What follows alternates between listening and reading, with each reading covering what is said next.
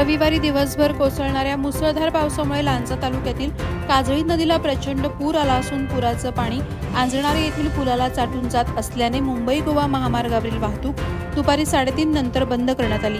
या ठिकाणी पोलीस बंदोबस्त तैनात करण्यात आलाय, त्यामुळे दुतर्फा वाहनांच्या लांबच लांब रांगा लागल्यात। रविवारी पहाटेपासूनच पावसानं लांजा तालुक्यात जोरदार पर्जन्यवृष्टी करण्यास सुरुवात केली आहे। दुपारनंतर पावसाचा जोर आणखीन वाढला। सकाळपासून काजळी नदीला प्रचंड पूर आला होता, त्यात रविवारी पावसाचं प्रमाण वाढलं।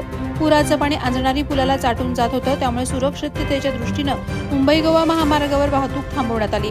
या ठिकाणी बॅरिकेड्स लावून पोलिसांनी महामार्ग बंद केलाय।